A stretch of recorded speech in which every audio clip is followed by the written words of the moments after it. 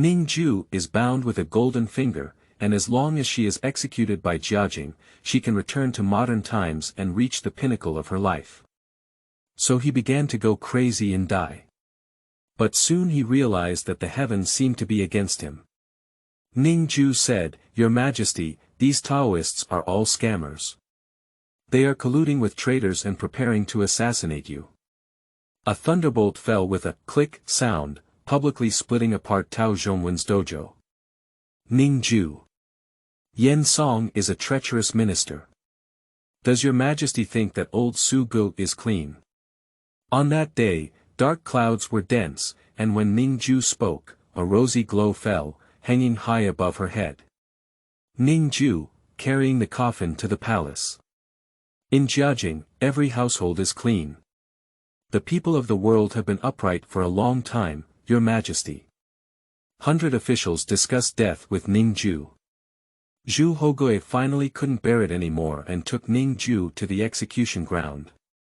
On that day, there was a strong wind on the execution ground, snow in June, Mount Taishan earthquake, and thunder in Zhuzhou. Jiajing Wuzi ran to Ning Jue. "Ai Qing, lead me to cultivate immortality." Ning Jue burst out and cursed, "Foolish lord. You must believe in science. These are all natural phenomena." Keywords of the novel.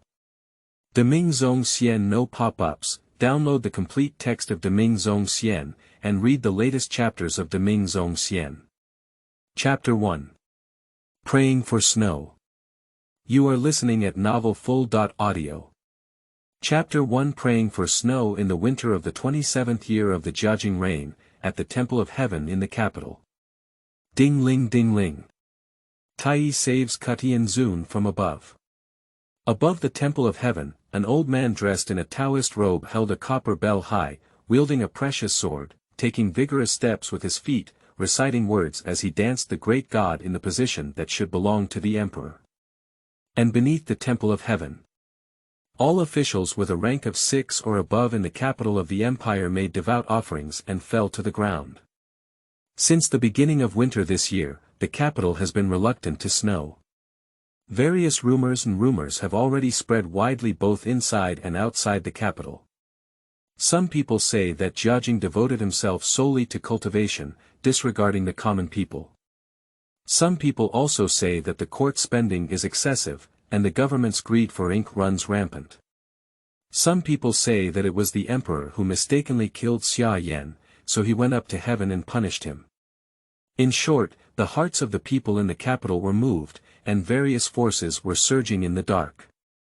Jiajing could only place his hope on the true master of the Ming Dynasty, Tao Zhongwen.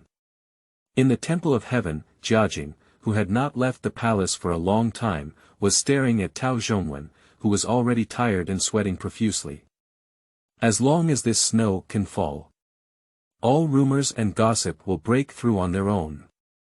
The empire can still be firmly controlled by the emperor.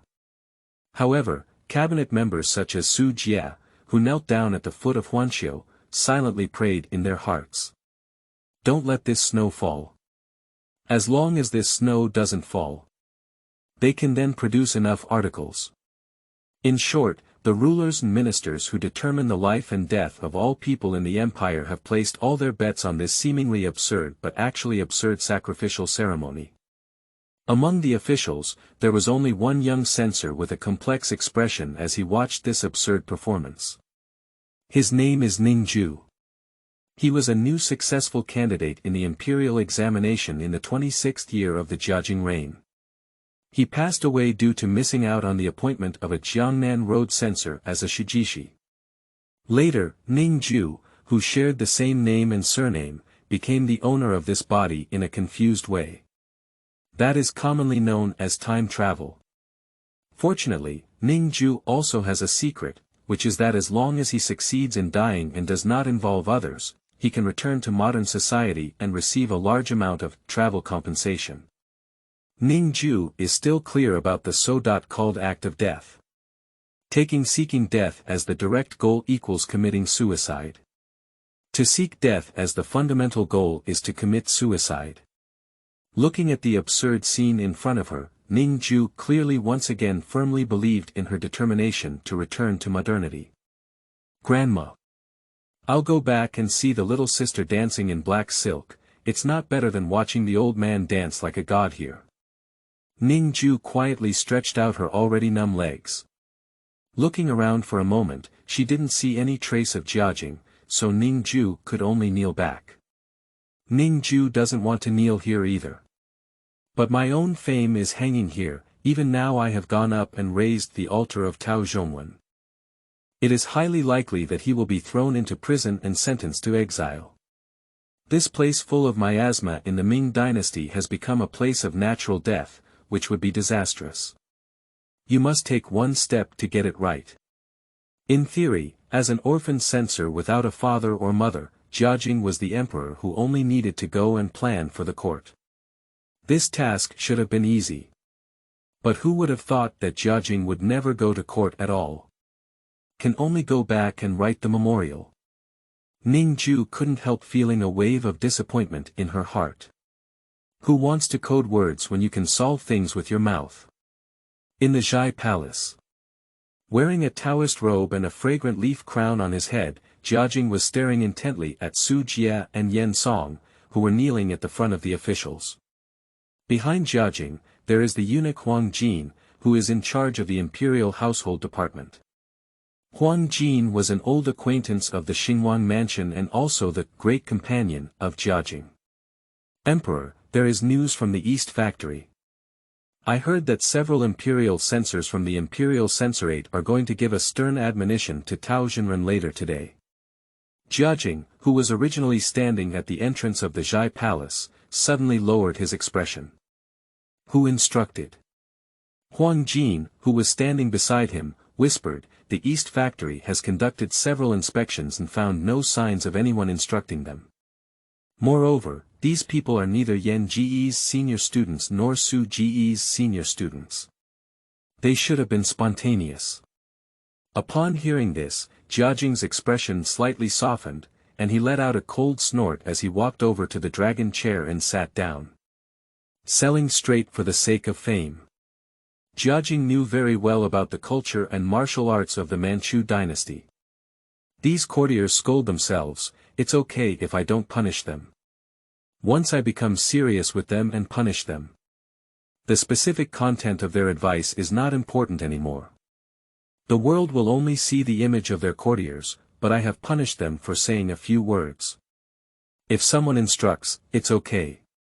First, kill these people, and then put on the label of party unity and diversity. But if no one instructs, I will become a tool for them to boost their reputation. If this big guy falls for it, Jiajing naturally won't fall for it. Just as the two of them were chatting in the Zhai Palace, the ritual of Tao Zhongwen outside was nearing its end. The ceremony was officially concluded with 5 bows and 4 kowtows from the officials. Ning Jue, whose legs were already numb from kneeling, struggled to get up from the ground and prepare to go home. Just when Ning Jue was preparing to go home. But I found that the heads of people in the distance were noisy, and I saw one of my colleagues carrying Chao Hu running directly towards Tao Zhongwen on the Huanqiu. Tao Zhongwen. As an official, how many days can it snow after the sacrificial ceremony? The Temple of Heaven already has an echo wall, and when the censor stood on the Huanqiu and shouted, everyone in the Temple of Heaven could hear it clearly. The imperial censor is deliberately forcing Tao Zhongwen to make a public statement. Jiajing, who was sitting in the Zhai Palace, couldn't help but be taken aback. Then he quickly walked to the palace door and stared closely at the 2 people on the Huanqiu. Tao Zhongwen, who was trapped on the mound of the world, suddenly shook the dust and spoke loudly. Blessed is the infinite heavenly sovereign. Tao Zhongwen's resounding voice echoed through the echo wall in the Temple of Heaven. Haotian God has seen the edict from Emperor Wanqiu that rain and snow will soon descend on Jili. Please be calm and not impatient, Bing Xian. The imperial censorate, also known as Xiantai, is also known as Bing Xian, which is another name for the imperial censor. However, the imperial censor had no intention of letting Tao Zhongwen leave. On the contrary, he stopped in front of Tao Zhongwen and sternly rebuked, asking, Tao Zhongwen. How many days will it be in the near future? Can we also attribute the snow in Jili next year to Zhongwen? Tao Zhongwen stood still in place, looking at the imperial censor incoherently. How can this heavenly secret be revealed lightly? There will be rain and snow in the month. But the censor grabbed Tao Zhongwen's arm and said, "Please show me, Tao Zhongwen. When will it snow in the Ming Dynasty?" The voice of the imperial censor echoed above the temple of heaven. Soon, next to Ning Jue, two more imperial censors stepped forward and stopped at the steps of Huanqiu, saying in unison, "Please ask Tao Zhongwen to show when there will be snow in the Ming Dynasty." This year is the 27th year of the Jiajing reign, and Tao Zhongwen has already led Xiaofu, Xiaobao, and Xiaoshi, leading the three orphans in his own capacity. Not to mention the end of the Ming Dynasty, even if we count the Han, Tang, and Song dynasties in front of us, there won't be a second one anymore. These officials are already itching for food obviously. If Tao Zhongwen doesn't specify a specific date today, these people have no intention of letting him go. End of this chapter. Chapter 2. Direct Offensive to Tianyan. You are listening at novelfull.audio. Chapter 2. Direct Offensive to Tianyan. In the Zhai Palace, Jiajing's expression gradually became solemn. This matter has obviously changed a bit since it was handled by these imperial censors. It snowed before the day set by Tao Zhongwen, and everything is easy to say. If it hadn't snowed that day, it would have become the starting gun for the public. At that time, even if someone doesn't want to report, they will still be coerced to report on this day, otherwise they will be sycophants and traitors. Unity between the court and the people. This is definitely not something that Jiajing wants to see. After a moment of contemplation, Jiajing prepared to appear and end this farce. As long as there is no specific day, Jiajing can at least divide and govern the officials. Even if it really doesn't snow, things will still be under Jiajing's control. We can't wait anymore. As soon as Huang Jinxian said this, he immediately understood. Here it is. After singing, Huang Jin straightened up and made a gesture to the small firefighters in the distance. The originally closed gate of the Zhai Palace was also opened, and the cold wind outside the Zhai Palace poured into it in an instant. The officials who had just gathered at the foot of the Huanqiu were also stunned in their place, surrounded by a group of palace attendants. Jiajing, who had not seen the court for a long time, walked slowly towards the highest point of Huanqiu. The national teacher has worked hard to pray for snow for the Ming Dynasty. The voice of Jiajing echoed in the Temple of Heaven, and at this moment, the officials finally came to their senses and bowed to Jiajing under the guidance of the courtiers. Tao Zhongwen also bowed and bowed. To relieve your worries, dare to resign from your labor. The two of them directly left the imperial censor aside. On the contrary, it appeared that the imperial censor was somewhat dull. Huang Ban, please send the national teacher back to my residence. The beloved ministers have worked hard to pray for snow for the country. Let's all go back early and rest. After the Jiajing speech, the voices of the courtiers thanking their kindness rang out from above the Temple of Heaven. After all the twists and turns of Jiajing, the matter has another meaning. If the imperial censor stops Tao Zhongwen from leaving, it becomes a rebellion against the emperor. Regardless of the reason, disobedience is the highest priority of great disobedience. Looking at the rulers and ministers on the Huanqiu, the imperial censor beside Ning Jue couldn't help but sigh lightly. Sigh. Obviously, these few imperial censors had secretly made this death admonition, and had already been stirred up by Jiajing to death. The group of imperial officials around them all looked like frosted eggplants. Only Ning Jue's eyes showed a hint of brilliance. Jiajing is here. You don't have to go back and code yourself. But Ning Jue is still very curious about how the literati of the Ming Dynasty want to crack down. After a moment, Ning Jue lowered her voice and asked softly to Tu Qiao, the left censor of the imperial censorate not far from her, Tu Zongxian, we are all subordinates of the Zongxian. Why doesn't the Zongxian speak up? Tu Qiao glanced at Tao Zhongwen standing on the high platform and couldn't help but sigh lightly, gritting his teeth and whispering in a low voice, "Don't let Tao Zhongwen fall into my hands. Otherwise." Without waiting for Tu Qiao to finish speaking, Tao Zhongwen casually glanced at Tu Qiao, who then quickly lowered his head. Ning Jue couldn't help but be taken aback. "Is that all? Is that all? Isn't it agreed that the literati of the Ming Dynasty were willing to be cut all over and dare to pull the emperor off his horse? You, the left imperial censor, are nothing more than that." I haven't waited for Ning Jue to speak again. Huang Jin, who helped Tao Zhongwen pass in front of Ning Jue and others, coughed lightly.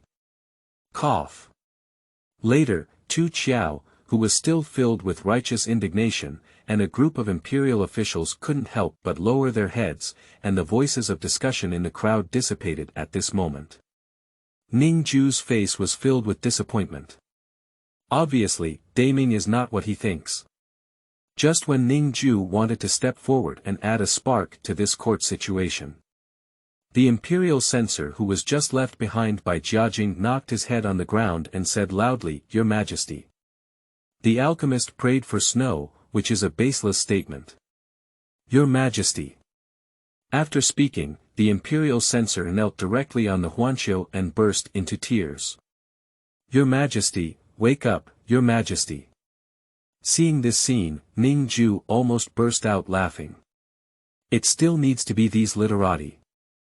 Since Jiajing spoke up, continuing to force Tao Zhongwen to stay would be a rebellion against the emperor.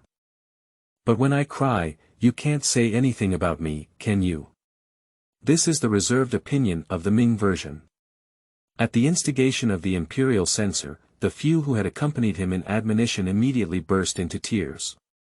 Originally, there was an echo wall in the temple of heaven. These few people have put their energy into breastfeeding again.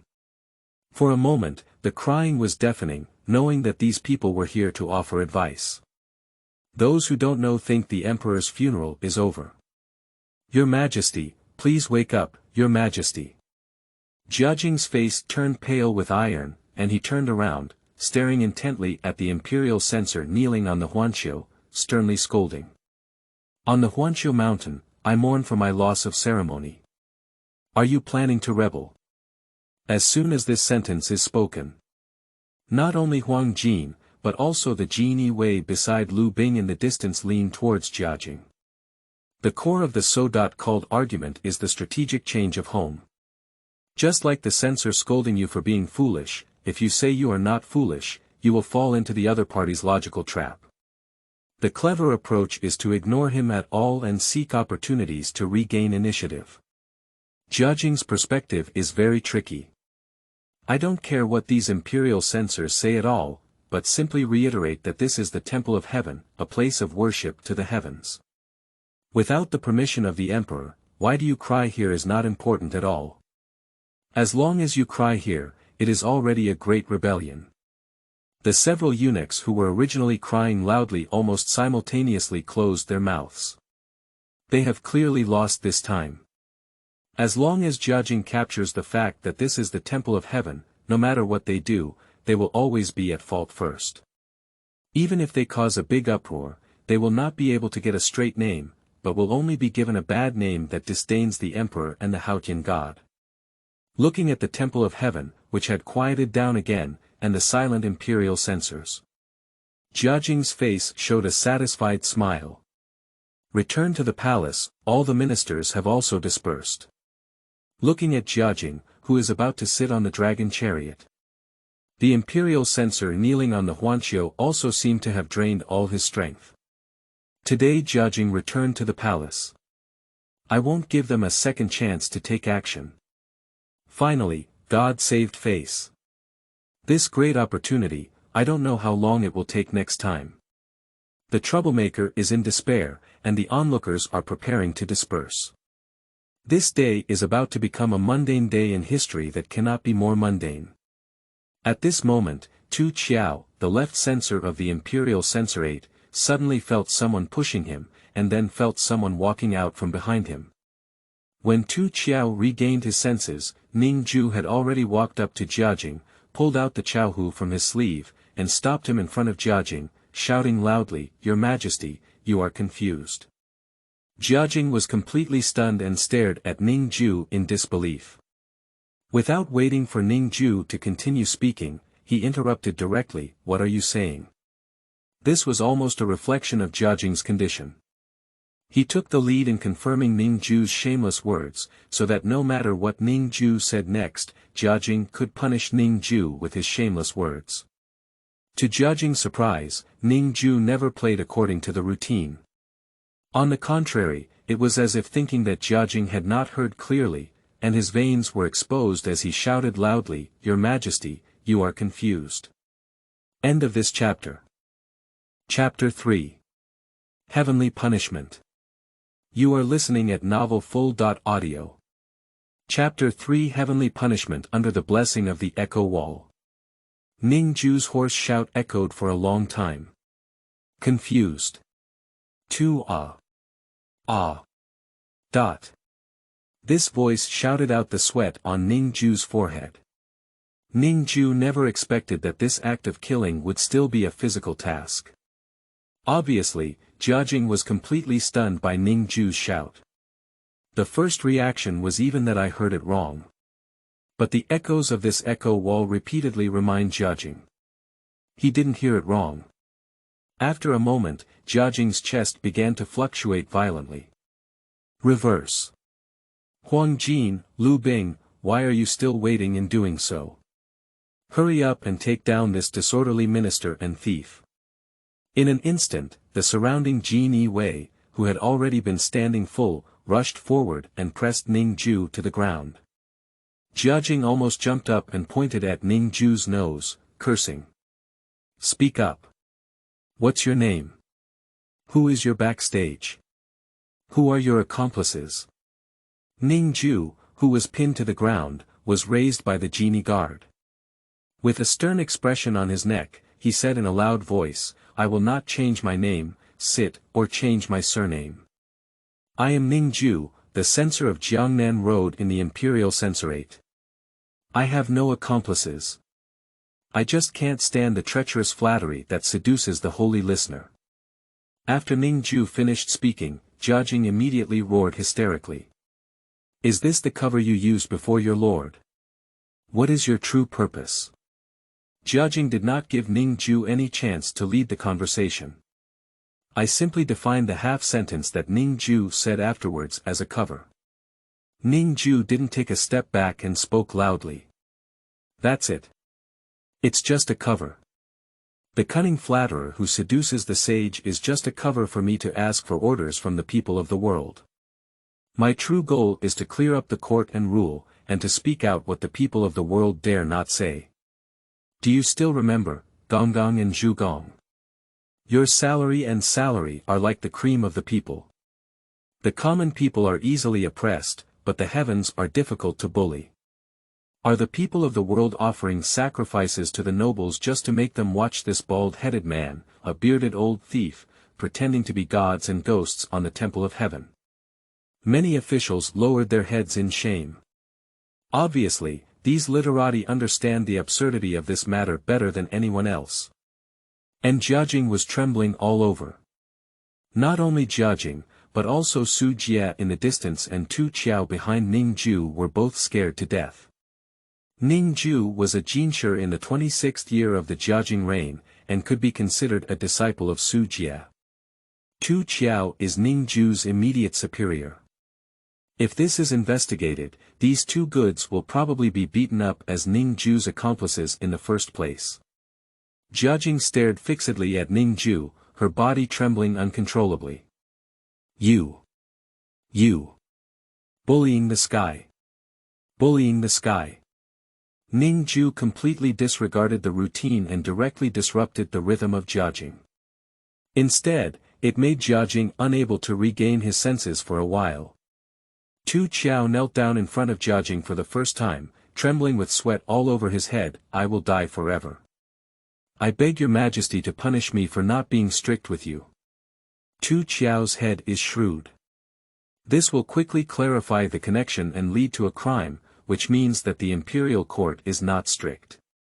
At most, it's just a matter of losing one's official position and being dismissed for the people.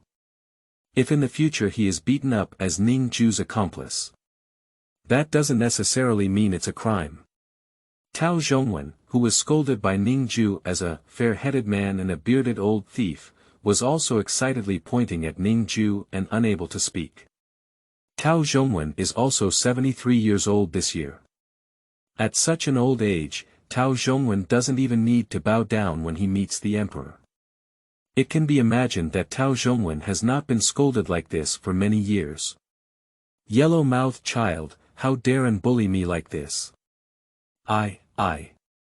Tao Zhongwen almost missed a breath, while Ning Jue suddenly burst out laughing as she watched him. Bullying you? I wish I could eat your flesh raw and sleep on your skin. You have bewitched the emperor for a while, have you bewitched the emperor for a lifetime? Old thief. How can people in the world tolerate you? People all over the world will remember me, and they will also remember you. Watching Tao Zhongwen's chest heaving violently, Ning Jue's eyes couldn't help but gradually glow. If I had cursed the old Taoists' flesh to death on the spot. Isn't it inevitable to die? Ning Jue's words echoed above the temple of heaven.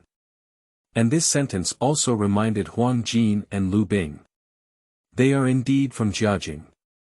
If this Ning Jue were to die like this, that will definitely be remembered in history in the future. If you take action yourself, wouldn't you end up with an eternal reputation? For a moment, the people from the East Factory and the royal guards involuntarily let go of Ning Jue. However, Ning Jue, who was overindulging in cursing, did not pay any attention to all of this. Continuing to point at Tao Zhongwen's nose and angrily curse, aren't you claiming to be the heavenly master? Didn't the Jade Emperor receive your decree? You can do it now and see if you can kill Ning with a single lightning strike. Kill Ning. Ning voluntarily falls into the hell of Bai. What are you doing? Look at this thunder, will it strike you or will it strike Ning? Until this moment, many officials did indeed admire Ning Jue. This is really risking one's life to speak for the people of the world. Who can be disrespectful? Ning Jue's aggressive posture pushed her towards Tao Zhongwen as if the mountain was overwhelming. On the Temple of Heaven, many officials who had not been involved involuntarily held their breath and stared at the distant monarchs and ministers, afraid of missing any details. Based on my memory of being present, many book merchants will come to buy my notes in the future to promote myself. What nobody noticed was that the sky, which was originally only covered by a few thick clouds, had quietly undergone some changes. Until the light becomes noticeably dim. Ning Jue only realized something was wrong. Tao Zhongwen, who discovered that the sky was overcast, also came to his senses and angrily rebuked Ning Jue by pointing at her nose as if he had been beaten with chicken blood. Vertical sun. Have you seen it? You are already angry and resentful. Heaven has the virtue of good life. Now that you give your head, you have a chance to thank the people of the world for it. Tao Zhongwen never expected thunder to strike Ning Jue, but instead was eager to seize the opportunity and force Ning Jue to confess. Ning Jue is naturally not foolish. I wouldn't even go into Tao Zhongwen's trap. Anyway, I didn't stand on Huanqiu. The probability of lightning hitting oneself is almost zero. Old thief. Are you in a daze? Thunder has come to take you. Your wrongdoing can't even be tolerated by the heavens. Tao Zhongwen's beard trembled uncontrollably, unable to say a word. At this moment, a white light suddenly flashed through the sky, which had already been dominated by black clouds. A lightning bolt landed directly on the Huanqiu behind him like a flying dragon. A thunderous explosion hit Tao Zhongwen's altar with a loud bang. All that remained in the ears of everyone present was a buzzing sound. The sound waves of the explosion echoed throughout the entire capital under the diffusion of the echo wall, and even the originally smooth echo wall was slightly cracked by this explosion. Heavenly punishment. It's really here. Chop Tao Zhongwen. End of this chapter. Chapter 4. Are you running now? You are listening at novelfull.audio. Chapter 4. Are you running now? The sudden explosion of thunder stunned everyone on the Temple of Heaven. Nature also includes Ning Jue. Yen Song, who was closest to Huanqiu, first regained his senses and looked incredulously at the altar on Huanqiu. The sacrificial vessels, talismans, 3 animals, and fruits used by Tao Zhongwen above the altar have all become charred. And the imperial censor who stopped Tao Zhongwen remained unscathed, just stunned on the Huanqiu. The entire Temple of Heaven was filled with a burnt smell everywhere. Just as Yen Song was still immersed in the shock, Su Jie standing behind him also regained his strength. Su Jie lifted his robe and clothes, knelt down to the ground in front of Jiajing, and shouted. Your Majesty, heaven and earth are angry, this great omen of evil. Su Jie's voice woke up all the officials around him. The king, the father of heaven and the mother of earth, is also the son of heaven. To put it simply, the so-called emperor is the one who receives the mandate of heaven and represents the heavenly herdsman. Comparing all things in the world to an industry, the owner of this industry is heaven, and the emperor only has the right to use it. The so-called Fengtian Qingyun emperor means that, first Fengtian Qingyun, and then the emperor. This thunderbolt struck Tao Zhongwen's altar. To put it lightly, at most it was just a thunderstorm. But at a higher level, these Confucian scholars are not tired anymore. At this time, Su Jie had not yet entered the cabinet and was holding the title of Minister of Rights. This sentence was most appropriate for him. With Su Jie's words. The officials who were watching also knelt to the ground in front of Jiajing. However, this time, the officials did not shout for longevity, but were waiting for the order of Jiajing. Jiajing, who firmly believed in the blessings of fate, was also somewhat panicked at this moment, and his gaze immediately turned to Tao Zhongwen beside him. Without waiting for Jiajing to speak, Tao Zhongwen's body stiffened in place and then spat out a mouthful of blood. Your Majesty, it is my duty to worship Huanqiu without authorization, which has angered the heavenly God. I request Your Majesty to punish me for my trespassing. Tao Zhongwen knelt down in front of Jiajing with a thud, every hair on his head trembling. He doesn't know if this explosion is the wrath of heaven and earth. But if this matter doesn't come to an end soon, these literati may have to go downhill and directly cut themselves off to offer sacrifices to the heavens. Tao Zhongwen's reaction was fully captured by Jiajing. Jiajing gradually calmed down. At this time, we absolutely cannot give the officials another chance to speak. The scene of offering sacrifices to the heavens today is much larger than the scale of the imperial court's political hearings on weekdays. If you speak one word at a time, not only can you force Jiajing to make hasty decisions, but you can also take advantage of the chaos and fish in troubled waters. The unity of monarch and minister, the sin of the ministers is also my fault. It was my oversight. From now on, I will fast for 7,749 days to extinguish my anger. The integration of monarch and minister is equivalent to dragging all the civil and military officials present into the water. Even if he is guilty, it is still my fault, my fault. A tiny mistake leads to 1,000 miles. After the conversation between Tao Zhongwen and Jiajing, everything Ning Jue said just now was carefully selected. Don't wait for Ning Jue to come back to her senses. Jiajing sat directly on the dragon carriage. Huang Jin and Lu Bing also accompanied Jiajing's dragon carriage and left the Temple of Heaven. Looking at the distant figure of Jiajing, Ning Jue was completely bewildered. Old Taoist, you came back and killed me. Did a thunder scare you back? Ning Jue looked at Huanqiu behind her in disbelief, unable to accept what had happened for a moment. Until I personally walked up to the altar and saw clearly the mess on the ground. This confirms that I did not misread. Thief, my goodness. Who's going to thunder in winter? Ning Jue, who was about to cry without tears, looked almost despairingly at Su Jie in front of her. My mentor. Will the students report to the Ministry of Justice or be sent to prison later? Su Jie, who was in front of Ning Jue, looked at her kindly like a spring breeze and twisted his beard, saying, You don't need to go anywhere, just work honestly in the Imperial Censorate. Catch Ning Jue. Don't tease me. This is something that even the Emperor dare not mention. If any thunder falls on the capital again, the person who caught Ning Jue will become a scapegoat. Listening to Ning Jue's confusion, she raised her head and looked towards the distance. I saw all the officials staring at me on the vast square of the Temple of Heaven. There was envy, admiration, and even jealousy in those eyes. Ning Bingxian is highly respected. I don't know who shouted loudly. I have lived in vain for 50 or 60 years. Today, I see Ning Bingxian, and I will die without regret. Most of the shouting officials are marginal figures with no hope of promotion. Having nothing to rely on, speaking naturally has less worries.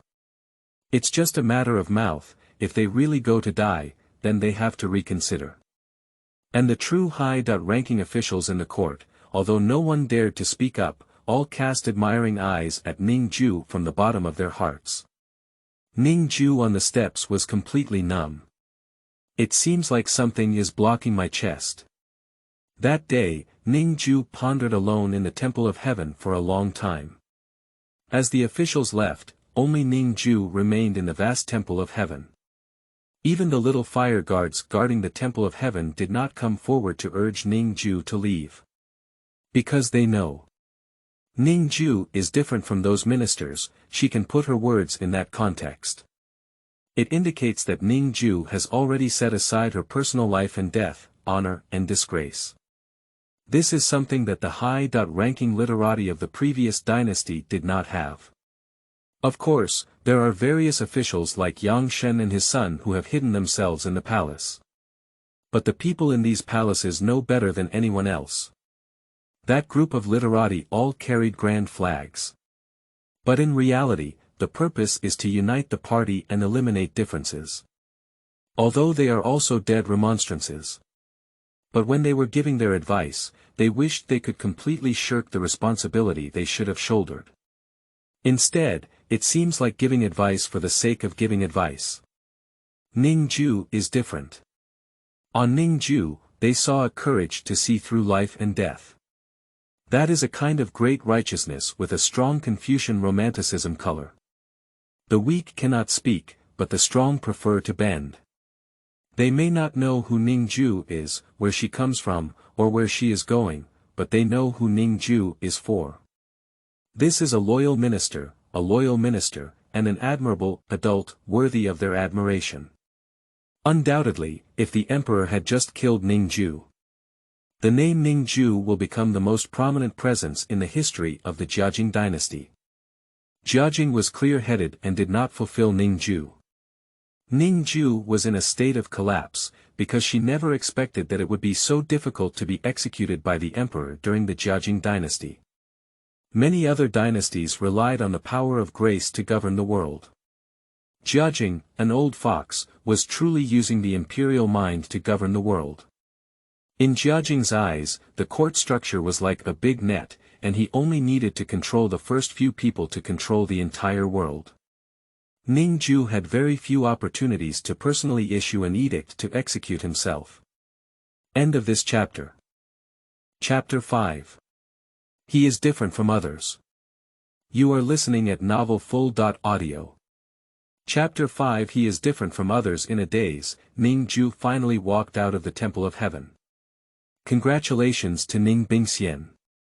Two little firefighters bowed to Ning Jue from the bottom of their hearts. Ning Jue didn't pay any attention, but kept thinking about where to start in order for Jiajing to execute her without any worries. Even if it's a cane death. What Ning Jue didn't know was that the name of her death admonition to the Temple of Heaven had already spread throughout the entire capital. The story of pleading for the people and fearlessly fearing death is already easy to pass down, and the thunderbolt that fell out of thin air adds a touch of mythological color to this story. Encounter one or two disappointed literati again, and a popular masterpiece can be born out of nowhere. Ning Jue seemed to have lost her soul and returned to the yamen of the imperial censorate.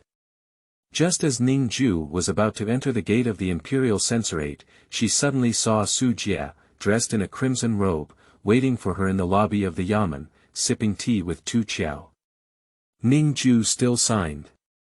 Upon hearing Su Jie call her name, Ning Jue suddenly regained her senses and instinctively bowed, saying, "Master."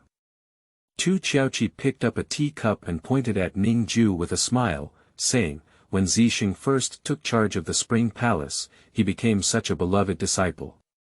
He really envies others." Tu Qiao was a jinshi in the 6th year of the Zhengde reign. He was an old minister of the two dynasties and ranked according to seniority in the officialdom. Tu Qiao was far above Su Jie.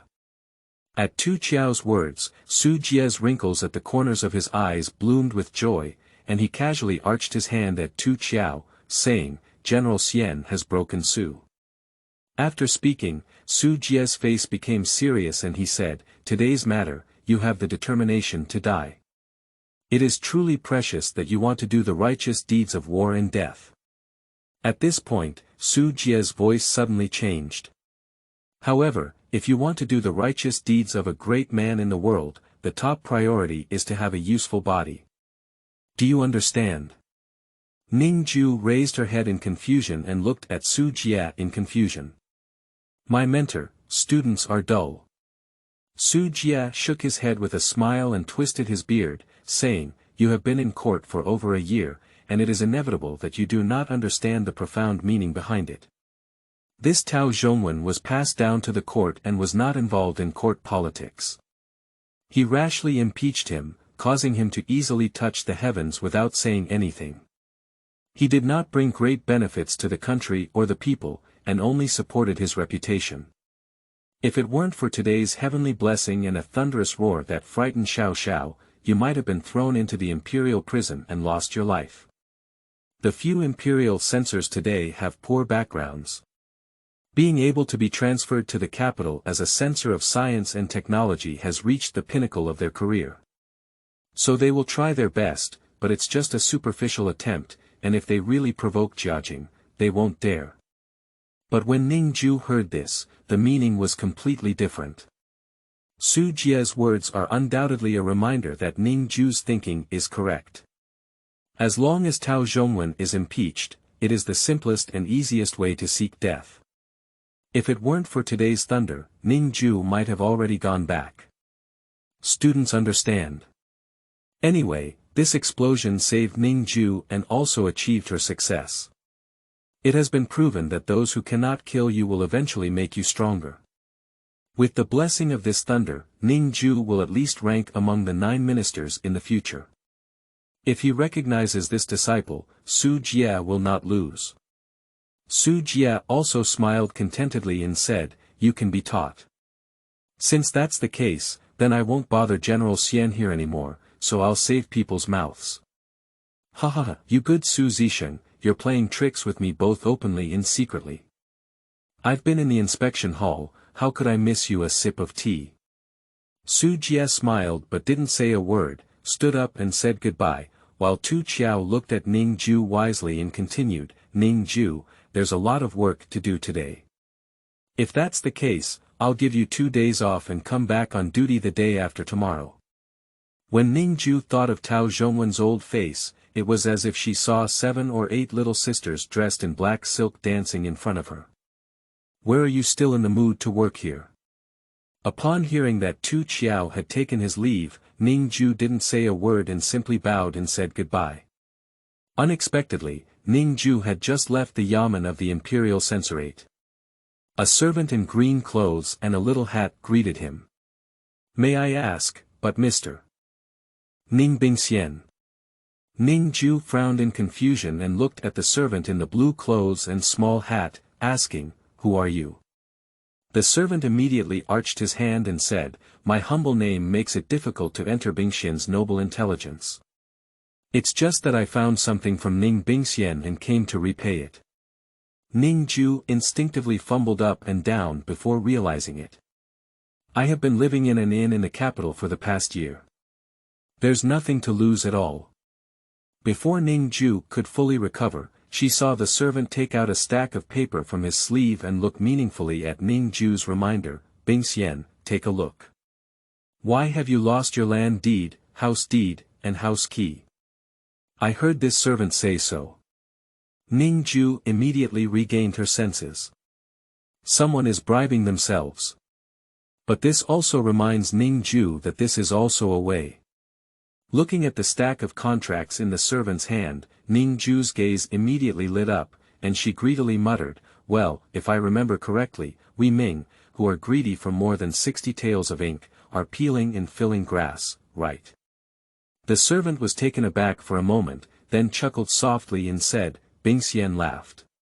Emperor Xiaozong had a system, and after the reign of Emperor Hongji, he ordered the imprisonment of prisoners until the death, stopped using sticks, and kept and raised his relatives. Upon hearing the servant's words, Ning Jue's eyebrows and eyes lit up particularly brightly. It's great to take care of my parents. My parents are both dead, so I have no relatives to take care of. The servant slapped himself and said with a smile, I don't know how to speak. I will uphold the constitution and don't blame you. You are a righteous person. If you have something to do, the world will speak up for you. Don't worry too much. After speaking, the servant immediately wrapped the stack of contracts with keys and stuffed them into Ning Jue's hand. After seeing Ning Jue accept it, he bowed and bid farewell. However, upon hearing that servant say so, Ning Jue also felt a little discouraged. This is no longer the beginning of the founding of the country, and these few deeds can only add icing on the cake to oneself rather than providing charcoal in the snow. We still need to start with that old man Tao Zhongwen. Thinking of this, Ning Jue's face couldn't help but show a hint of sadness. She took out the land deed and searched for it according to the address on the deed. At the corner of the alley. Just now, the servant in green with a small hat in front of Ning Jue quietly appeared in front of Su Jie's sedan chair. Is Ning Jue okay? Master, take it, Ning Bingxian has taken it. Upon hearing that Ning Jue had received the land deed, Su Jie's originally slightly furrowed eyebrows completely relaxed at this moment and said in a continuous voice, okay. My disciple Su Jie, how could he have no place to settle in the capital? If he spreads it, he will become my master instead, ha ha ha. Ning Jue's acceptance of the land deed means that he is not the kind of rolling knife meat that does not allow oil and salt to enter. How dare I confidently pull you into the game if you are not tied to the same rope as me? Several years later, whenever Su Jie remembered his actions today, he still sighed with relief with his teeth in the back. End of this chapter. Chapter 6. Is he the only sage? You are listening at novelfull.audio. Chapter 6. Is he the only sage? Shiyuan, also known as Taipool, was originally a royal court and was also a venue for the imperial examination of military honors before this dynasty. Before the succession of Emperor Jiajing, there was only one high platform in Shiyuan, with some roofs built by Emperor Wuzong Zhu Hozhao. 6 years ago, after the Renin Palace incident, Jiajing ordered people to demolish the roof of the Western Garden and then built a palace called Ziguang on the basis of the high platform. During the Yuan Dynasty, the Western Garden, also known as the Qi Tian Tai, was understood in vernacular as a ladder to ascend to heaven. This is also one of the reasons why Jiajing chose to avoid living in Shiyuan. At this time, the architecture of Shiyuan was not grand, not even exquisite. In addition, it was in the depths of winter, and the grass and trees withered away. As far as the eye could see, there was only a solitary palace and a few rockeries and strange rocks scattered around. Under the escort of the team's guards, Jiajing, dressed in a cloak and sitting on the dragon carriage, returned to the Western Garden with a solemn expression. Upon hearing the commotion outside, 2 brightly colored lion cats, one white and one black, also walked out of the palace with cat steps and made 2 meows towards Jiajing on the dragon carriage. Seeing these two cats, Jiajing's gloomy expression softened slightly. After picking up the white cat on the ground and vigorously masturbating it, Huang Jin, who was following Jiajing, dared to speak up. Your Highness, those literati have always been like this. If your Highness harms your immortal body as a result, it's not worth it. Jiajing snorted coldly with a gloomy face and said, Is Ning Jue the only one who is a loyal, good, and wise minister? I have chosen to keep Tao Zhongwen in the palace for the sake of the fundamental plan of the Ming Dynasty. As he spoke, the anger in Jiajing's heart erupted again. A white cat named Qiyu in his arms looked at his fecal digger in confusion. Jiajing then restrained his voice a little and gently placed Qiyu on the ground, walking towards the dragon chair in the palace. The crown prince is already weak. After teaching and practicing twice, he fell seriously ill. If it weren't for Tao Zhongwen's blessing, how could the crown prince turn the tide into safety? There is still the situation with Tao Zhongwen. If there is no Tao Zhongwen, should I hand over the crown prince to those literati and teach another emperor Xiaozong for our Ming dynasty? As a wise person, Jiajing is clear-headed. But there are some things that cannot be ignored by Jiajing. First, the throne was struck by a strong wind and landed on Jiajing's head without bias. Then, in the 18th year of the Jiajing reign, the Great Fire of Jihai occurred, and Jiajing was rescued from the fire. In the 21st year of the Jiajing reign, more than 10 palace maids held on for half an hour but did not strangle Jiajing. However, Tao Zhongwen was even more outrageous. He first directly uttered the prophecy that, if the two dragons do not meet, there will be harm upon seeing them. As a result, during the southern tour of Jiajing, he ordered the crown prince Zhu Ziyuan to supervise the country, and the father and son met once. As soon as he left the capital, the palace caught fire. Even worse, on the morning of the fire, Tao Zhongwen predicted that the palace would catch fire. Jiajing also suspected that it was Tao Zhongwen who set it on fire. But what happened next was not quite normal. Shortly after the palace fire in the 18th year of the Jiajing reign, the crown prince contracted smallpox. During this period, Tao Zhongwen had never seen the crown prince. Finally, Tao Zhongwen followed Jiajing back to the capital to pray for the crown prince's blessings, and it was only then that Zhu Ziyuan turned the tide. At this point, Jiajing firmly believed in Tao Zhongwen. Before Huang Jin could speak, one of Jiajing's confidants, Gao Zhong, ran up to Jiajing. Emperor, Taichang Qingtao Fengchang has come. When Tao Zhongwen entered the court, Emperor Jiajing bestowed upon Tao Shitong, the eldest son of Tao Zhongwen, the title of Grand Chancellor. Jiajing raised his eyebrows and asked in a deep tone, It's about Tao Zhongwen.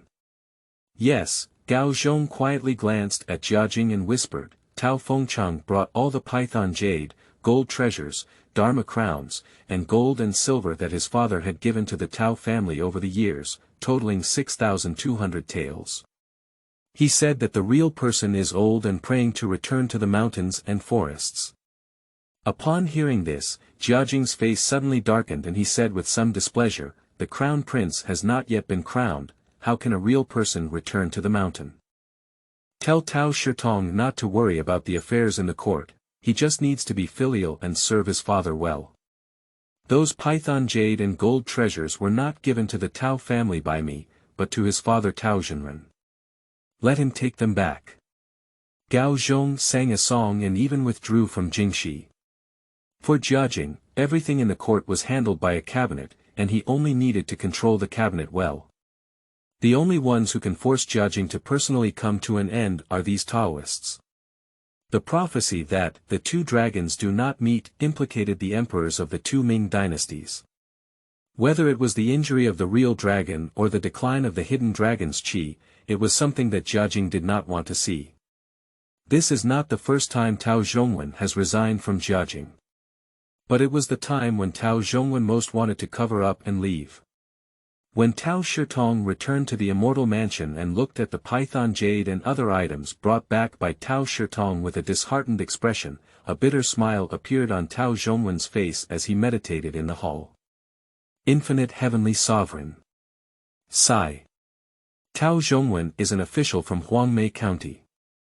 He met Xiao Yuanjie, a righteous Taoist from the Qin Palace on Longhu Mountain, while studying alchemy a few years ago. Tao Zhongwen, who is now so regretful, has already had a bruised stomach.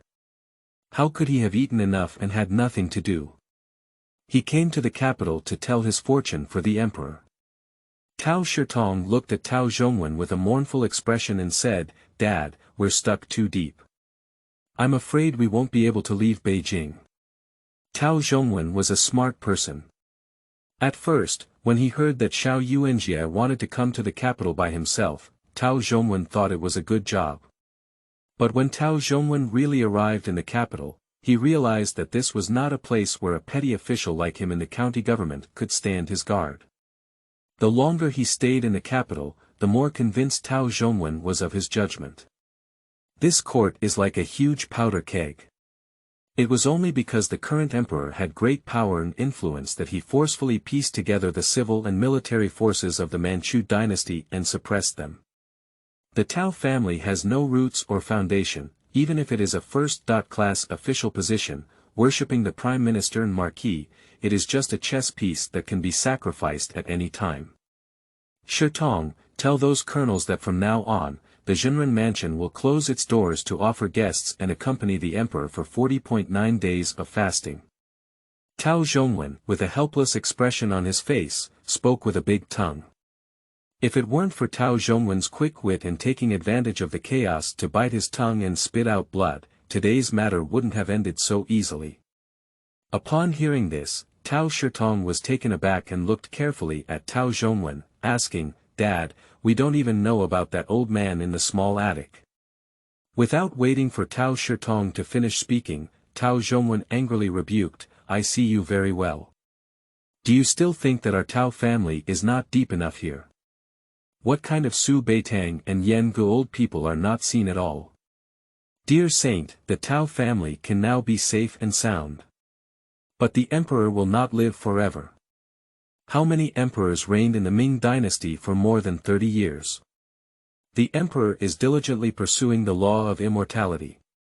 Is there really someone who is immortal in this world?" Looking at the green smoke rising from the incense burner in the distance, Tao Zhongwen's eyes couldn't help but exude a hint of despair. "I truly wish Your Majesty's blessings and longevity to continue." After a long period of melancholy, Tao Zhongwen recited the Tai Shang Jiu Ku Jing again in the hall. The devout chanting of the scriptures, coupled with his crane-haired and childlike appearance, made Tao Zhongwen feel like a master of enlightenment at this moment. End of this chapter. Chapter 7. Two Dragons Not Meeting. You are listening at novelfull.audio. Chapter 7. Two dragons not meeting. Looking for the location of the land deed, what caught my eye was a mansion covering about 2 acres. Because it was broad daylight, every household had their street doors open, and the only one was locked. Obviously, this household was not occupied yet.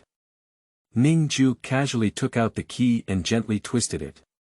A crisp sound of click came. Ning Jue truly arrived at her own courtyard house.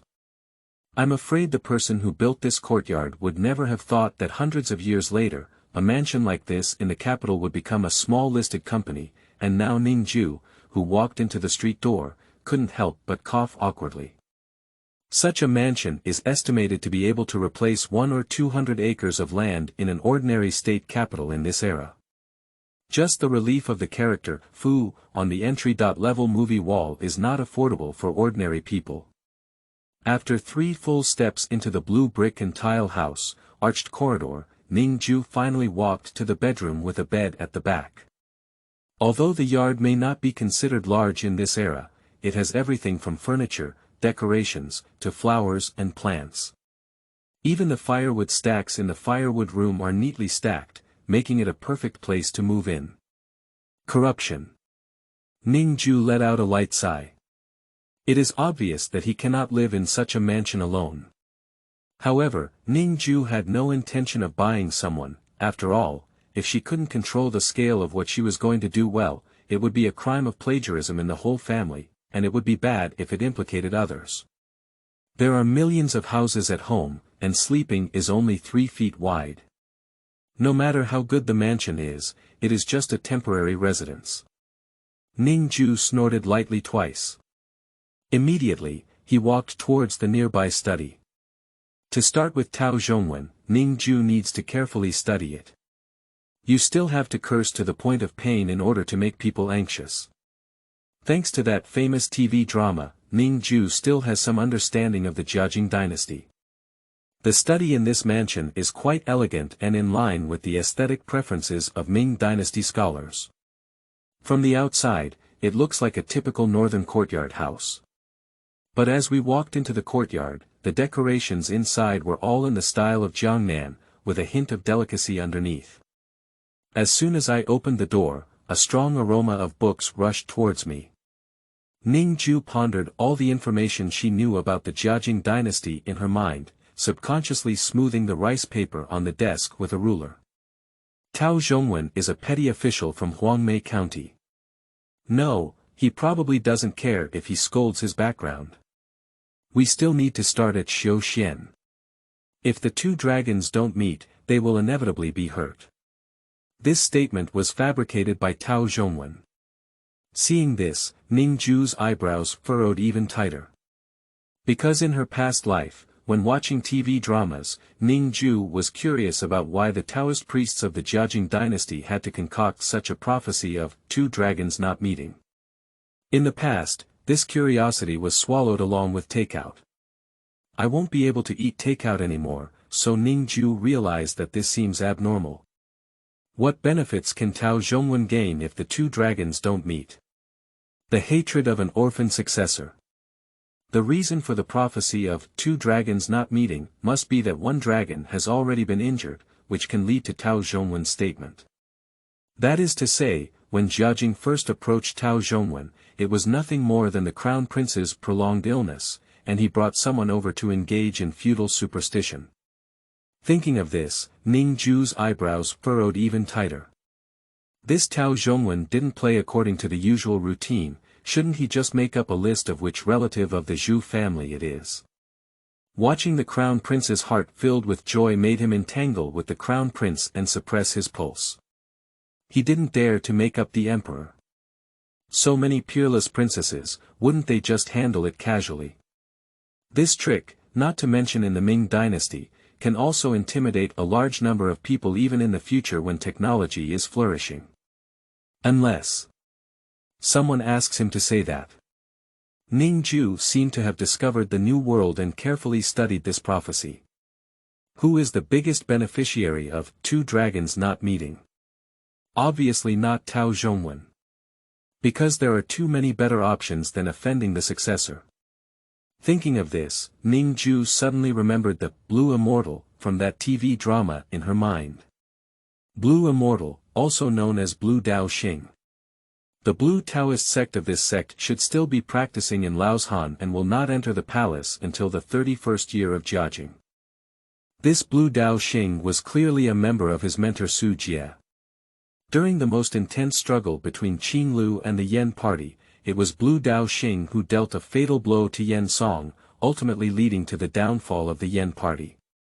Since Lan Daoxing was intentionally recommended to enter the palace. Tao Zhongwen, Xiao Yuanjie. Thinking of this, Ning Jue immediately thought of a person's name. Xia Yan.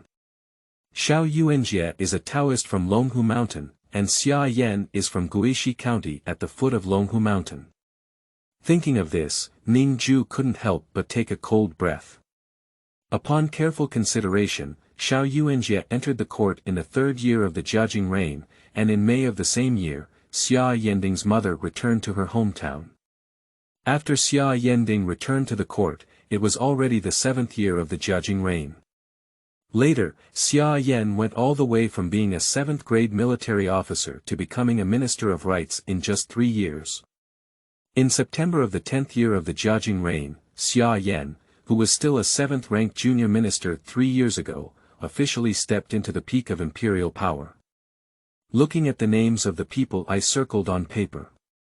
Ning Jue realized that she had touched the slide that the entire Jiajing dynasty could not even touch. Just expose this matter to the public. I will definitely die for myself. The palace was in a big fire, and Tao Zhongwen could guess it. When the crown prince was sick, Tao Zhongwen could cure it and do divination every day, but still couldn't leak the filling. Are they all coincidences? Coincidentally, it's too coincidental. Unconsciously, Ning Jue broke out in a cold sweat and swayed before sitting down on the circular chair behind her. After it was almost certain that the Taoist in the palace was colluding with the courtiers of the outer court. Ning Jue's entire idea suddenly became clear.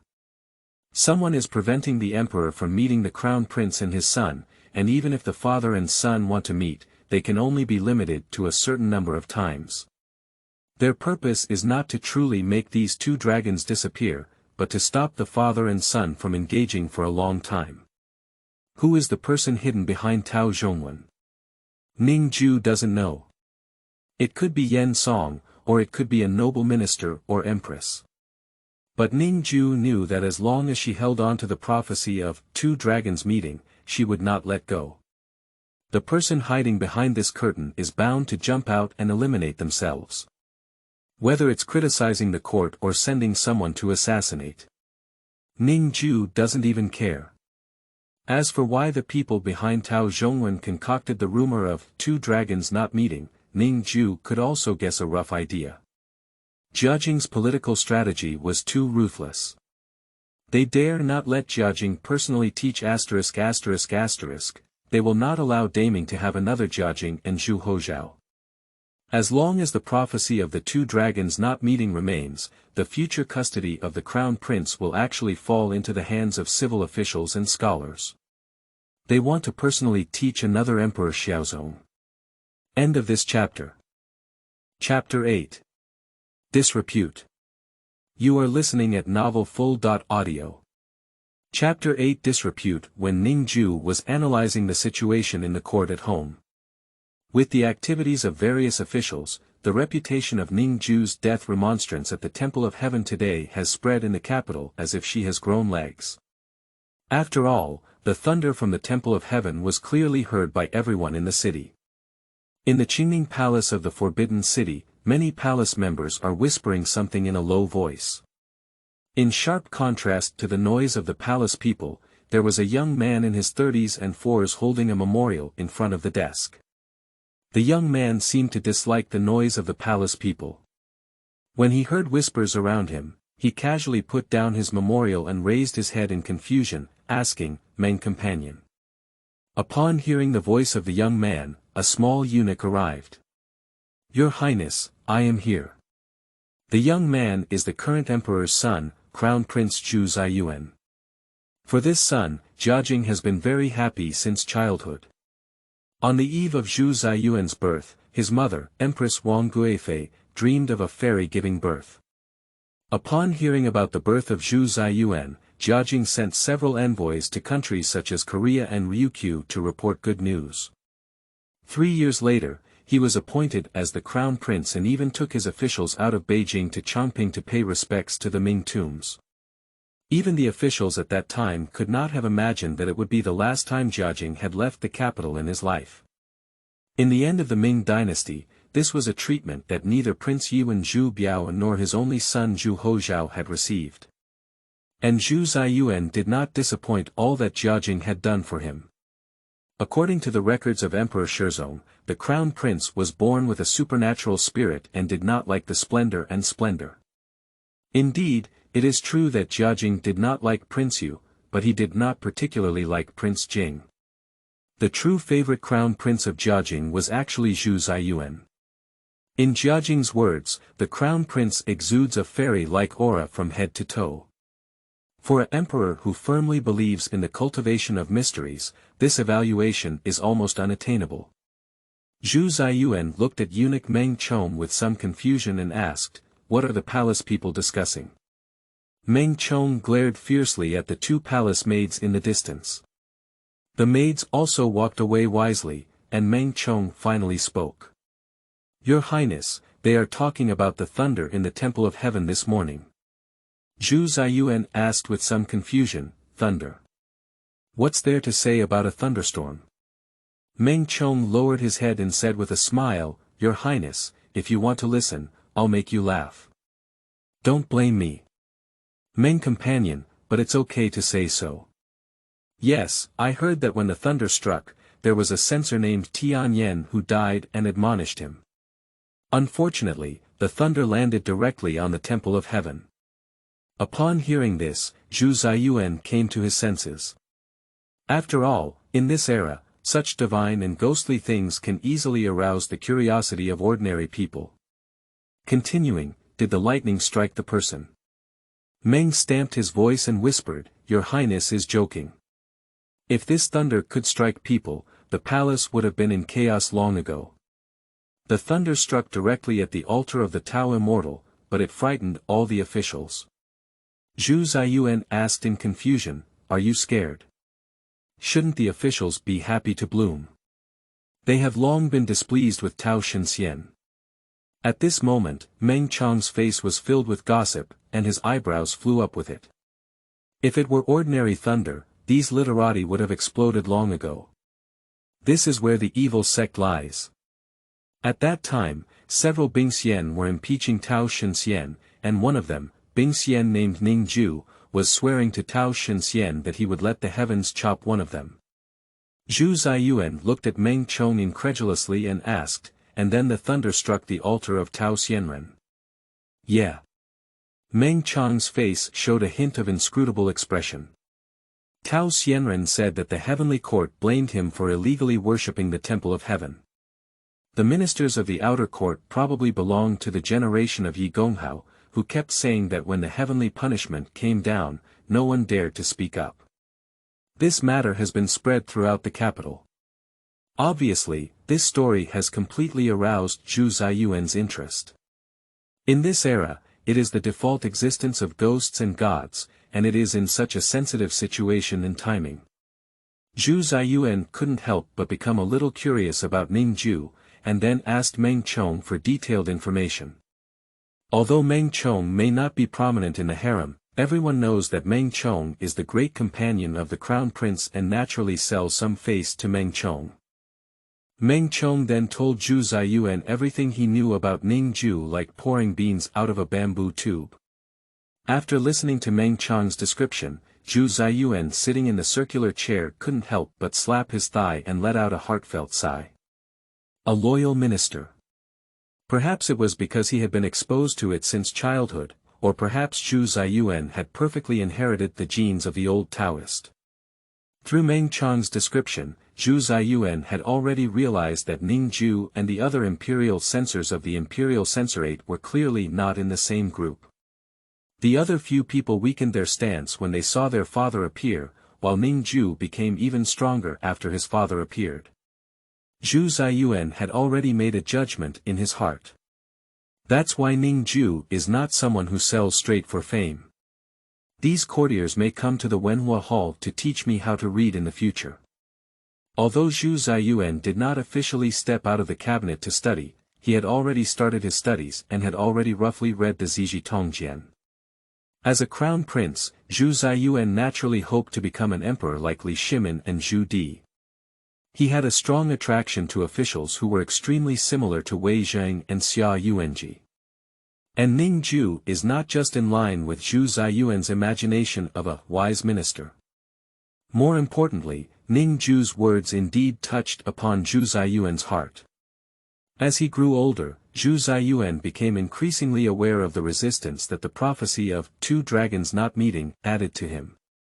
Although Zhu Ziyuan knew that his father was doing it for his own good, every time he thought of this prophecy, Zhu Ziyuan always felt an uneasy feeling lingering in his heart. Meng Chong said somewhat helplessly, Your Highness, this Ning Bingxian was only one less successful in selecting a concubine, so it may be difficult for him to enter the Wenhua Hall. Upon hearing these words, Zhu Ziyuan immediately felt like a deflated ball. These gentlemen just missed out on a great talent, sigh. Looking at Zhu Ziyuan's expression, Meng Chong's face changed unconsciously and he whispered, Your Highness, do you want to meet Ning Bingxian? Yes, but the Empress Dowager doesn't allow me to leave the palace casually. Is Meng Ban accompanied by a method? Meng Chong suppressed the smile on his face and said, "What's the difficulty of this? My duty is to relieve your highness's worries. As long as your highness has a will, no one in this Qingning palace dares to leak information." Seeing Meng Chong's words, Zhu Ziyuan couldn't help but feel a glimmer of hope once again in his chest. "Okay, Meng companion, go and remind the good palace officials not to leak any news. Let's go out of the palace tomorrow."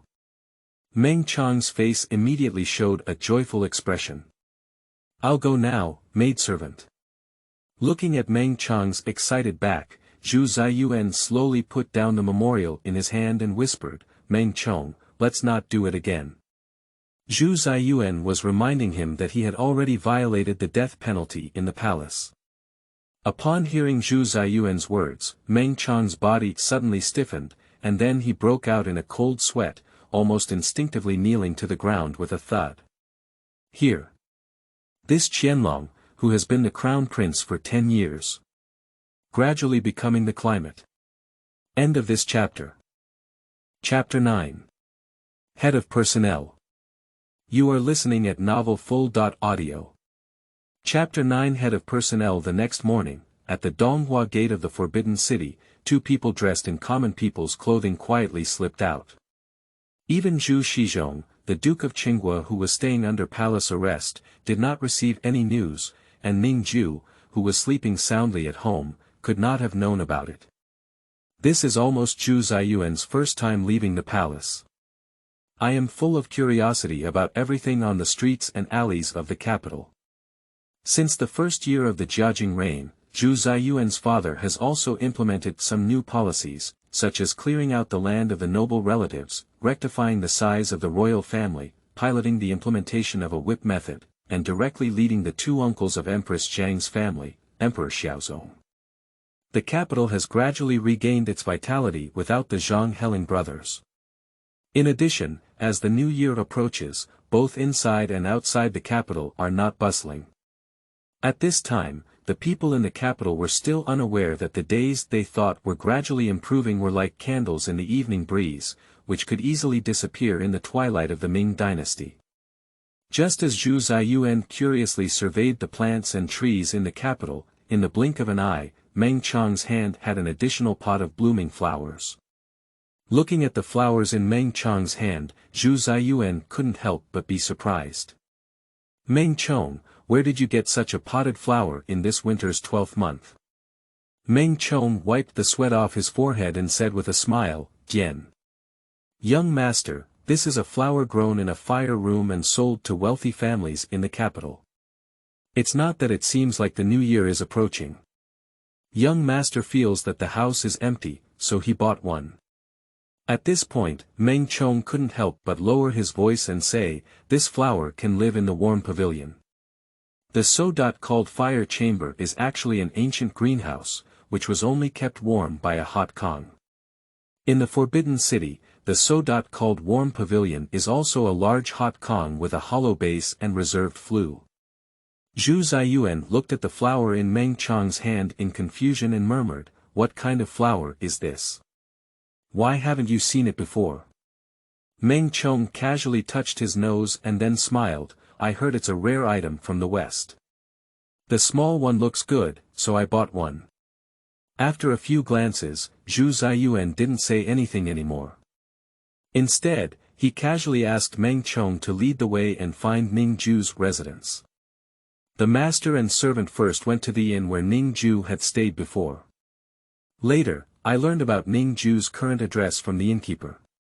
Meng Chong had to hold a pot of flowers and walk towards Ning Jue's house with Zhu Ziyuan. Fortunately, the distance between these places is not far either. At noon, Zhu Ziyuan and Meng Chong arrived at the Ning family. Meng Chong carefully placed the flower pot in his hand on the ground, wiped the sweat off his forehead, and then knocked on the door. "Meng companion, Lord Ning is a constitutional minister. It's better to be more refined, don't forget the etiquette." Meng Chong finally restrained a bit and cautiously knocked on the door. When the first doorknob lightly tapped on the door of Ning Jue's house, making a crisp sound. And then it disappeared. Meng Chong and Zhu Ziyuan, the master and servant, stood outside the door with a potted flower beside them, as if they were two fools in a daze. Mr. Ning is not at home. Meng Chong looked around in confusion and then said, "No, Ning Bingxian is not at home. There should at least be a gatekeeper in the mansion. Why are the servants outside the palace so lazy? They are working hard every day and don't even know how to open the door." After speaking, Meng Chong suddenly stepped forward and knocked on the door ring. Dang and dang are two more sounds. Meng Chong leaned on the crack of the door and listened carefully for a moment before finally confirming that the Ning family was not too lazy in the gatehouse, but had no gatehouse at all. However, it was also confirmed that the door bolt was inserted inside and Ning Jue was still at home. "Young master, there isn't even a servant in Ning Bingxian's family." Upon hearing this, Zhu Ziyuan's eyes lit up noticeably. "Ning Bingxian doesn't even have a servant. How could I still have such officials in Daming?" Not to mention Zhu Ziyuan, even Meng Chong had never heard of such an official. Even if it's a Juren who comes to Beijing to take the imperial examination, they still need to bring a book boy to accompany them. After all, if they can reach the level of Juren, they are already the ruling class of the Ming Dynasty. Zhu Ziyuan's brain was running rapidly, and after a long silence, he said to Meng Chong, "Meng companion, knock again. I must meet Ning Bingxian today. I will apologize to Ning Bingxian later." With Zhu Ziyuan's words, Meng Chong no longer concealed them. Immediately, the door of the Ning family was knocked open with a loud bang.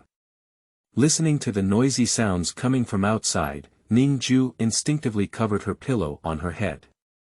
After knocking for a while, Ning Jue finally couldn't bear it anymore. She threw away the pillow in her hand and, wearing only her middle coat, roared towards the street door. "You're going to die. Don't die at my doorstep, get out of my house." Ning Jue has no intention of getting used to others, and if she has the ability, she will just cut me off. Ning Jue flipped over and went straight into the blanket. However, the courtyard was ultimately too big.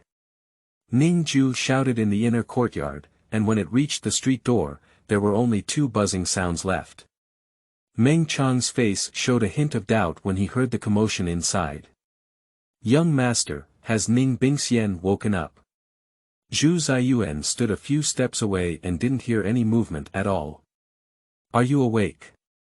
As he spoke, Meng Chong slammed the doorknob a few more times. "Ning Bingxian. My young master is asking for an audience, please open the door, Bingxian." "Ning Bingxian. Ning Jue. I #it Yuan."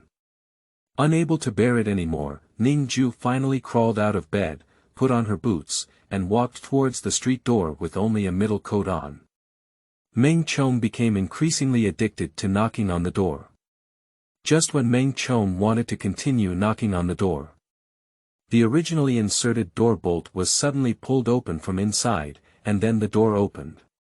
Ning Jue, who was sleepy, stared at the master and servant outside with a sullen expression and asked, "I'm dying. I don't buy anything. I don't have money. Go. Listen carefully. Go." Meng Chong, who was scolded by Ning Jue, was completely bewildered. He is the great companion of the crown prince. Even the eunuchs Huang Jin and Gao Zhong, who are close to the emperor, are polite when they see him. Even a few young eunuchs have recognized him as their godfather. Coupled with walking with potted flowers today and blowing a cold wind at the door for half a day, they have already suppressed their anger. Meng Chong couldn't resist it anymore and directly reached out his foot to block the gap in the door. "Ning Jue. Do you know what kind of person my young master is? Believe it or not, he took your head from the neck in an instant." Things happened too quickly, even Zhu Ziyuan couldn't stop in time. Upon hearing Meng Chong's words, Ning Jue was also taken aback and instinctively opened the door. Take the head from my neck. Meng Chong. Zhu Zai was about to stop Meng Chong. And Meng Chong contentedly withdrew his foot sandwiched between the door crack, and then bent forward to invite Zhu Ziyuan, whose face was full of smiles, into the door. Young master, this is how we deal with them. Ning Bingxian, what we said earlier was not aimed at you. Who called you? Without waiting for Meng Chong to finish speaking, Ning Jue directly slammed the door panel onto Meng Chong's old face. Bang, came a muffled sound, and then the door bolt was inserted from inside. Before Meng Chong could react, Ning Jue's angry scolding came from behind the door. If you don't take my head off, you're the one I raised. End of this chapter. Chapter 10. A Courtier. You are listening at novelfull.audio. Chapter 10. A Courtier. The door panel of Ning Jue's house hit Meng Chong's nose fiercely. Meng Chong only felt a sourness in his nose, and his body instinctively retreated, then tears welled up from the corners of his eyes. You! Ning Jue! Do you dare to bump into me? Do you know who I am? Who do you really love? After speaking, Ning Jue completely stopped speaking. Head on the neck. Ning Jue wished that two black-clothed men would come tonight and directly chop herself off. Opening the door is even more impossible. Ning Jue rubbed her hands and ran back to the bedroom, then covered herself with a blanket again. Can there be a warmer place than the Kong head in the deep winter and 12th month of the Ming Dynasty? Lying under the blanket, Ning Jue decided not to care about the two iron and silly people outside the door. However, just as Ning Jue closed her eyes, the flower standing at the door couldn't help but come to mind. Surprisingly, some people in the Ming Dynasty dare to raise radix Riemanni. If something really happens, even an autopsy cannot detect it. Ning Jue didn't bother to deal with this mess. After all, the master and servant seemed to be quite old. Then he tried to make himself fall asleep again. Unfortunately, Ning Jue, who had already lost all her drowsiness after blowing the cold wind, lay on the bed and rolled a few times before suddenly realizing a problem.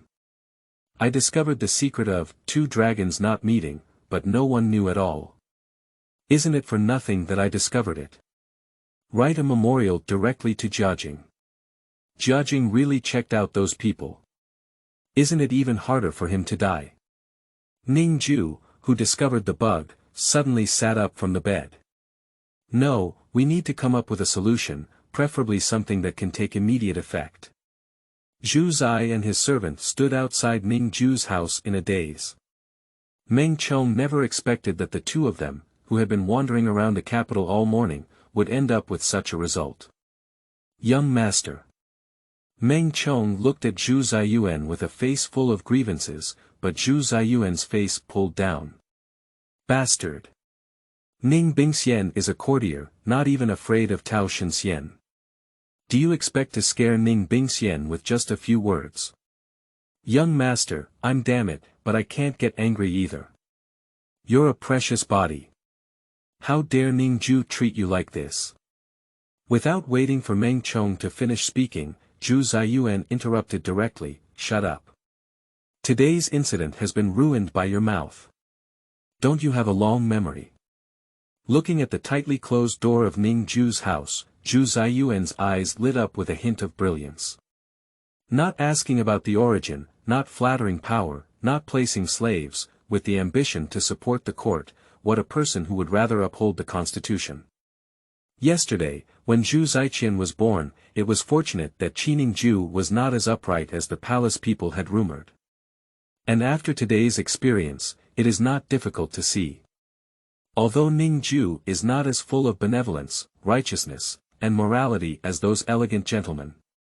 But this precisely indicates that Ning Jue has such a straightforward nature, not a god living in the classics, but a living person. On the contrary, it added some favoritism to Zhu Ziyuan towards Ning Jue Ping. Meng Chong, standing by with his nose covered, dared not defend himself when he saw Zhu Ziyuan saying so. Young master, what should we do now? What else can we do? Go back to the palace.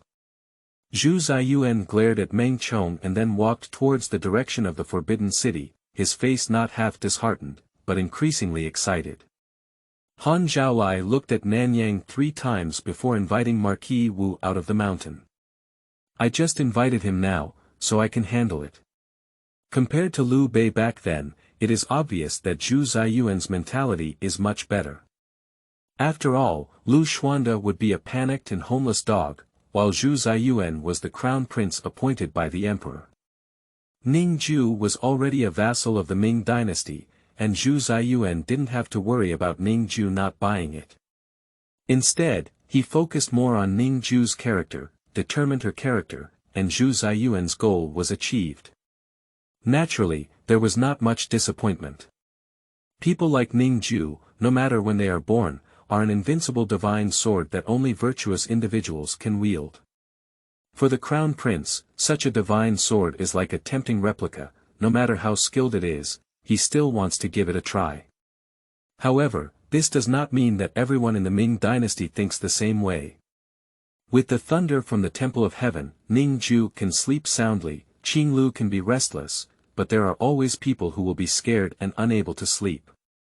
The person who is most frightened and fearful now is not actually Tao Zhongwen, let alone Jiajing. But rather the leader of the distinguished officials of the Jiajing dynasty, Zhu Shizhong, the Duke of Qinghua. Tao Zhongwen said that he was struck by lightning because he had illegally worshipped Huanqiu, which caused anger from heaven. How many times did Tao Zhongwen illegally worship? Only this time. How many times did Zhu Shizhong illegally worship? Throughout Zhu Shizhong's life, he worshipped the emperor 68 times, including 39 times at Huanqiu and 29 times at Fangzhe. Tao Zhongwen went to Huanqiu, which was just a hobby. Zhu Shizhong was just like a messenger, a true chief high priest. If this were to be worshipped illegally, Zhu Shizhong would have to chop it thoroughly. At this moment, Zhu Shizhong was standing anxiously outside the door of Daming, spinning around. I said, Qinggong, could you please stop transferring? Gao Zhong, the imperial horse supervisor, was on duty with Zhu Shizhong in the factory building next to the Daming gate. Since today's Mao Dian, anxious Zhu Shizhong has never stopped. Gao Gonggang, I all went to worship according to the imperial edict, can't I? Zhu Shizhong looked at Gao Zhong with a mournful expression. Gao Zhong patted his thigh and said, yes, I can't. So what are you worried about? But isn't it also your father who asked Tao Xinxian to be worshipped? Ah, this. Gao Zhong couldn't say that the imperial edict of Jiajing was not timely and timely. He could only console himself by saying, Qinggong, aren't you doing well? What are you worried about? Zhu Shizhong shook his head and said, it's not the same thing. If there are 2 Tartars, I'm not afraid. I'm just afraid this will damage my yin virtue. Qinggong. Since our generation eats your wealth and wealth, our lives and wealth are all created by your father. You don't even want to give up on the slightest bit of yin virtue. Even if I could spare my life, I would definitely be willing to sacrifice my yin virtue. Speaking of this, Zhu Shizhong's voice couldn't help but decrease a bit, and he whispered, being willing to return to being willing doesn't mean I'm not afraid. When others say this, Gao Zhong may sneer. But when Zhu Shizhong said this, Gao Zhong had to believe it. In the 18th year of the reign of Emperor Jiajing, during his southern tour, the palace caught fire. Before the collapse of his sleeping quarters, Zhu Shizhong was the first to rush into the fire and escort Jiajing into another fire. Although he did not directly rescue Jiajing, at least Zhu Shizhong was the only person guarding the emperor in the fire scene at that time, and it was only later that Liu Bing played the role of savior. According to historical records, Zhu Shizhong had no fear on his face at that time, and he protected his lord several times with his own body. It was only after that he surpassed the British Duke Zhang family and became the head of the prestigious Kuei in the capital. Such a man is certainly not afraid of living enemies. But Zhu Shizhong couldn't bear the mysterious things of ghosts and gods. There is no other reason, this thing can't be killed even if you have the strength to do it. Looking at Zhu Shizhong's appearance, Gao Zhong said somewhat helplessly, how about? Let Tao Xinxian give you a look. End of this chapter.